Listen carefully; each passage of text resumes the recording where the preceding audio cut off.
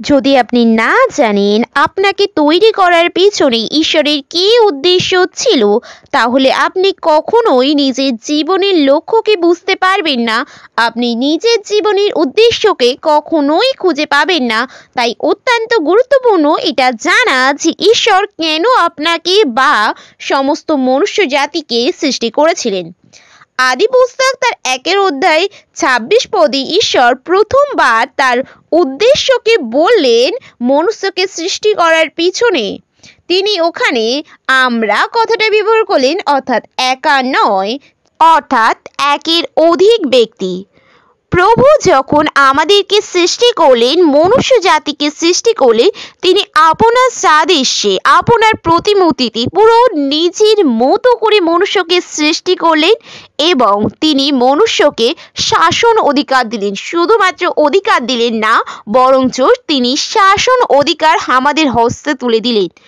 অন্য কোনো পশু পাখির ক্ষেত্রে, অন্য কোনো অ্যানিমেলসের ক্ষেত্রে কোনো শাসন অধিকার দেয়া হয়নি বা এমন কোনো কথা ঈশ্বর কোথাও উল্লেখ করেনি, কিন্তু মনুষ্যের ক্ষেত্রেই কেবলমাত্র উল্লেখ করলেন, কারণ মনুষ্য তার কাছে একটু স্পেশাল ছিল অন্য সমস্ত কিছুর থেকে এবং তিনি মনুষ্যকে প্রচুর ভালোবাসলেন। আমাদের ডিএনএর মধ্যেই তিনি দিয়েছিলেন শাসন অধিকার। ঈশ্বর চেয়েছিলেন আমরা যেন সমস্ত কিছুকে শাসন করি, সমস্ত কিছুর ওপরে কর্তৃত্ব করি, কিন্তু শয়তান তো সেটা চায়নি। শয়তান চায় আপনি যাতে আপনার নিজের অধিকার সম্পর্কে না জানেন, যাতে আপনি তার দাসত্ব করেন। শয়তান আপনার দাসত্ব করবে না, কিন্তু আপনি যেন শয়তানের দাসত্ব করেন, এটা ঈশ্বর নয়, বরঞ্চ শয়তান চায়। শয়তান চায় না আমরা আমাদের জীবনের উদ্দেশ্যকে জানি এবং আমরা সমস্ত কিছু বুঝতে পারি তার পাতা ফাঁদগুলোকে। সেই জন্যই তো শয়তান আমাদেরকে ঈশ্বরের বাক্য থেকে দূরত্ব বজায় রাখতে চায়। আদম এবং হওয়া তাদের নিজেদের কর্তৃত্বকে ব্যবহার করেনি, সেই জন্য সাপ তাদেরকে এসে ভুলিয়েছে, শয়তান তাদেরকে এসে ভুলিয়েছে এবং তাদের কর্তৃত্ব কেড়ে নিয়েছে। এবং আমাদেরকে এটা মনে রাখতে হবে, এই পৃথিবীর মধ্যে মাটি এবং আত্মা, মাটির মধ্যে ঈশ্বর নিজের আত্মাকে দিয়েছে, সেই জন্যই হিউম্যানরা এখানে কর্তৃত্ব করতে পারবে। এখানে ঈশ্বর নিজে মানুষকে অধিকার দিয়েছে, সেহেতু মানুষ এখানে কর্তৃত্ব করতে পারবে। এখানে শুধুমাত্র আত্মা কর্তৃত্ব করতে পারবে না, তার কোনো অধিকার নেই। কিন্তু ঈশ্বরও এখানে একটা আত্মা, তাই হিউম্যান উইদাউট হিউম্যান ঈশ্বর এখানে কোনো কাজ করতে পারবে না। তাই আপনি যদি প্রার্থনা না করেন, আপনি যদি বাইবেল পাঠ না করেন, ঈশ্বর কখনোই আপনার জীবনে কাজ করতে পারবে না। এবং আপনি যদি শয়তানকে কাজ করবার সুযোগ না করে দেন, তাহলে শয়তানও আপনার জীবনে কখনোই কাজ করতে পারবে না। কিন্তু আমরা নিজেরাই ঈশ্বরকে কাজ করতে বাধা দিই এবং ঈশ্বরকে কাজ করতে দিই না, অথচ শয়তানের কাজে সাহায্য করি। আমরা ইনডাইরেক্টলি শয়তানকেই সেবা করছি। এই সমস্ত বিষয় নিয়েই আলোচনা করা হয়েছিল ভিডিওটির প্রথম পর্বে এবং আজকে আমরা জানবো, আগের ভিডিওতে যে প্রশ্নটা ছিল আমাদের কাছে, যে ঈশ্বরের ইচ্ছা ছাড়া গাছের একটি পাতাও কি নড়তে পারে না পারে না, যেটা আমরা বাংলায় কম বেশি প্রচলিত শব্দ, আমরা কম বেশি সবাই বলে থাকি যে ঈশ্বরের ইচ্ছা ছাড়া একটি গাছের পাতাও নড়তে পারে না। কিন্তু এটা বাইবেল কতটা সমর্থন করে, বাইবেল এই বিষয়ে আমাদেরকে কি শিক্ষা প্রদান করছে, এটা জানা আমাদের পক্ষে অত্যন্ত প্রয়োজনীয়। আমি কিছু বিশ্বাসীকে এই বিষয়ে অলরেডি কোশ্চেন করেছিলাম এবং তাদের উত্তর ছিল Yes? ঈশ্বরের ইচ্ছা ছাড়া গাছের একটি পাতাও নড়তে পারে না। এটাই তারা বলেছে ঈশ্বরের ইচ্ছা ছাড়া কখনোই সম্ভব নয় কোনো কিছু ঘটা এই পৃথিবীর মধ্যে।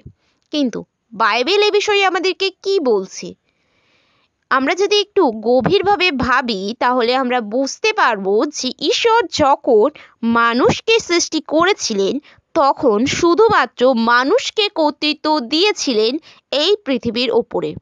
মানুষ অর্থাৎ মাটির মধ্যে তিনি নিজের আত্মাকে দিয়েছিলেন। দেহ এবং আত্মা দুটোই এখানে আছে, শুধুমাত্র আত্মা বা শুধুমাত্র দেহ এখানে করতে পারবে না। দেহ যদি সমস্ত কিছু করতে পারত তাহলে ডেড বডিও অনেক কিছু করতে পারত, কিন্তু না, ডেড বডিকে কোনো কর্তৃত্ব দেওয়া হয়নি, কারণ শুধুমাত্র দেহকে নয়, দেহ এবং আত্মাকে এখানে কর্তৃত্ব দেওয়া হচ্ছে। যদি এখানে মনুষ্যকেই কর্তৃত্ব দেওয়া হয়ে থাকে, যদি দেহ এবং আত্মাকেই কর্তৃত্ব দেওয়া হয়েছে, তাহলে এখানে ঈশ্বরকে কর্তৃত্ব করতে পারবে? যদি ঈশ্বর সত্যিই কর্তৃত্ব করতে পারেন, তাহলে তিনি কেন আপনাকে আজ কন্ট্রোল করছে না? কেন আপনি আজ পাপের মধ্যে লিপ্ত আছেন? কেন আমরা পাপ করছি? ঈশ্বরের কি ইচ্ছা যে আপনি পাপ করুন, আমি পাপ করি? ঈশ্বর কখনোই চান না আমরা একটি মাত্র পাপ করি। তাহলে আমরা কেন পাপ করছি? আমরা যতই পাপ থেকে দূরে থাকি না কেন, কম বেশি আমাদের এমন অনেক ভুলই, এমন অনেক অপরাধী ঈশ্বরের চোখে আমরা করে ফেলি, অনেক আইনে আমরা লঙ্ঘন করে থাকি। কিন্তু ঈশ্বরের কি ইচ্ছা যে আপনি পাপ করুন আজকে? উত্তরটা অবশ্যই কমেন্টে দেবেন যে আপনি পাপ করুন। এটা কি ঈশ্বরের ইচ্ছা? না, ঈশ্বরের কখনোই ইচ্ছা হতে পারে না আপনি পাপ করুন। বা যে ব্যক্তি মার্ডার করছে, আজ আমরা নিউজে কত রকম দেখতে পাই যে মার্ডার হচ্ছে, বিভিন্ন কিছু রেপ মার্ডার কেস ভরে গেছে। আজ ইন্ডিয়ার মধ্যে প্রতিদিন 90টা করে রেপ কেস করছে। এগুলো তো এফআইআর যেগুলো করা হচ্ছে, কিন্তু আড়ালে যে আরও কতগুলো হচ্ছে সেগুলোর কোনো হিসাব নেই। প্রতিদিন 90টা করে, অর্থাৎ 16 মিনিটে একটি করে রেপ কেস ঘটে চলেছে আমাদের ইন্ডিয়াতে। এটা আমি আদার্স কোনো কান্ট্রির কথা বলছি না, এটা আমাদের ইন্ডিয়ার কথাই বলছি। ইন্ডিয়াতে ওমেন সেফটি 0%। এখানে কোনো মহিলাদের সুরক্ষা ব্যবস্থা নেই। তো এগুলো কেন হচ্ছে? প্রশ্ন, যদি ঈশ্বর সবাইকে কন্ট্রোল করে থাকে, ঈশ্বর যদি সমস্ত মানুষকে কন্ট্রোল করে থাকে, তাহলে ঈশ্বর নিশ্চয়ই চাইছেন। আজকে আমার প্রশ্ন, ঈশ্বর নিশ্চয়ই এগুলো চাইছেন, না হলে হচ্ছে কেন? যদি আপনার উত্তর হয়ে থাকে যে হ্যাঁ, ঈশ্বরের ইচ্ছায় সমস্ত কিছু হচ্ছে, তাহলে ঈশ্বর কি এমনটা চাইছে? আমাদের ঈশ্বর কি এমন? না প্রিয় বন্ধু, আমাদের ঈশ্বর কখনোই এটা চায় না। প্রিয় বন্ধু, আমাদের ঈশ্বর সবসময় আমাদের মঙ্গলটা চান, আমাদের ভালোটা চান। তিনি আমাদের নিজস্ব চিন্তা করবার ক্ষমতা প্রদান করেছেন। তিনি আমাদেরকে তার মতো করে সৃষ্টি করেছেন। সম্পূর্ণ তার মতো করেননি, কিন্তু তার মতো করে সৃষ্টি করেছেন। আপনার প্রতিমূর্তিতে, আপনার সাদৃশ্যে তিনি আমাদেরকে সৃষ্টি করেছেন এবং সমস্ত শাসন অধিকার তিনি আমাদেরকে দিয়েছেন, অর্থাৎ হিউম্যানকে দিয়েছেন। তাহলে এখানে যেহেতু হিউম্যান রাজত্ব করবে, তাহলে এখানে আত্মা কোনোভাবেই কর্তৃত্ব করতে পারে না। আমরা যদি ঈশ্বরের শরণাপন্ন না হই, ঈশ্বর কখনোই আমাদের জীবনে কাজ করতে পারে না, কারণ ঈশ্বর একটি আত্মা। তাই আত্মা এখানে কাজ করতে পারে না। আত্মা এখানে লিগ্যাল নয়, আত্মা এখানে ইললিগাল।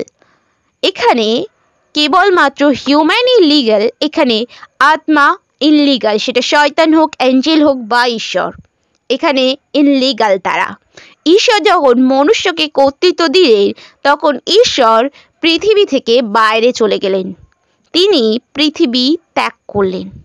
ঈশ্বর পৃথিবীর মধ্যে বিরাজ করেন না, কারণ এখানে কর্তৃত্ব করবার জন্য মনুষ্যকে দিয়েছেন। এক্সাম্পল হিসেবে দেখতে পারি, আমি যদি কোনো জিনিসকে তৈরি করি, হতে পারে সেটা যে কোনো কিছু, সেটা আমি আপনাকে দিলাম, সম্পূর্ণরূপে আমি আপনাকে গিফট করলাম, তাহলে সেই জিনিসটার উপরে শুধুমাত্র এখন আপনার অধিকার আছে। আমি কিন্তু সেটাতে অধিকার ফলাতে পারবো না, যদিও সেটা সৃষ্টি আমিই করেছি। সেটা কিভাবে পরিচালনা করতে হবে সেটা আমি আপনাকে শিখিয়েছি।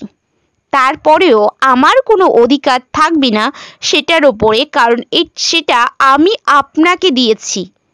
তাই সেটা এখন আপনার, আপনি তার উপরে কর্তৃত্ব করবেন, আপনি তার উপরে শাসন করবেন।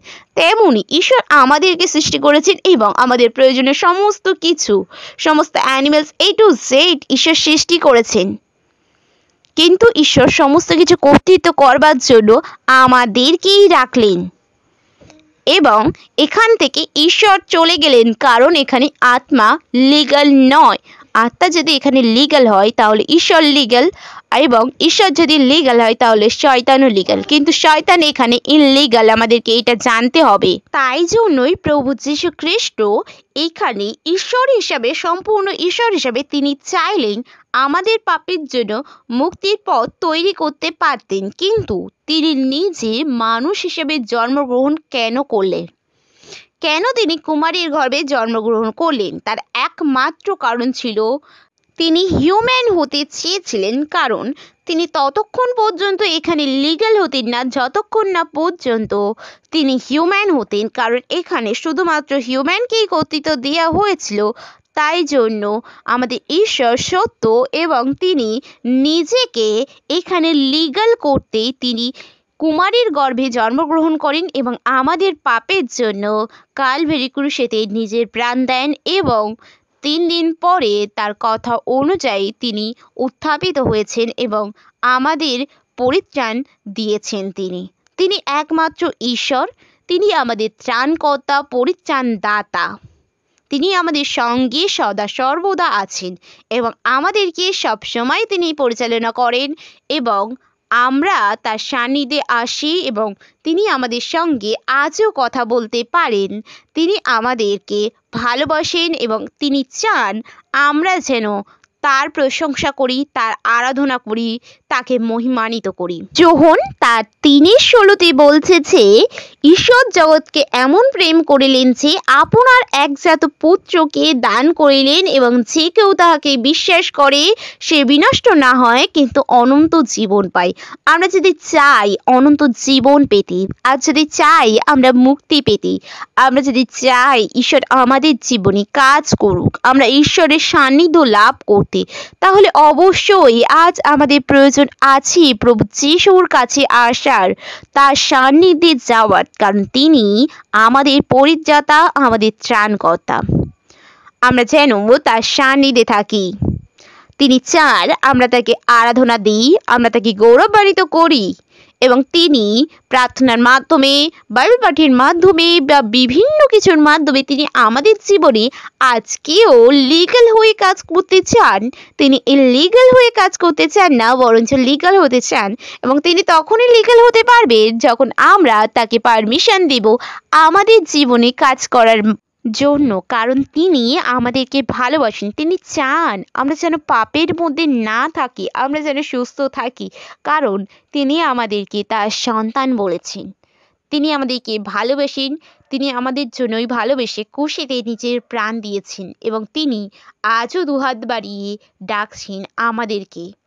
কালভারি ক্রুশেতে তিনি আজও আমাদের জন্য অপেক্ষা করছেন, আমরা যেন তার কাছে ফিরে আসি, আমরা যেন পাপ থেকে মন পরিবর্তন করি, আমরা যেন তার পথে চলি। তিনি চান আমরা যেন প্রভুর ইচ্ছাকে পূরণ করি, আমরা যেন আমাদের জীবনে প্রভু যিশুকে কাজ করার জন্য লিগ্যালি ঘোষণা করি। আজকের ভিডিওর মধ্যে যদি কোনো জায়গায় বুঝতে অসুবিধা হয়ে থাকে তাহলে অবশ্যই কমেন্টে জানান, আমি প্রতিটি কমেন্টের উত্তর দেবার চেষ্টা করব। সবাই ভালো থাকবেন, সুস্থ থাকবেন, ঈশ্বরের সান্নিধ্যে থাকবেন। প্রভু আপনাদেরকে প্রচুর রূপে আশীর্বাদ করুন। সবাইকে জয় যিশু।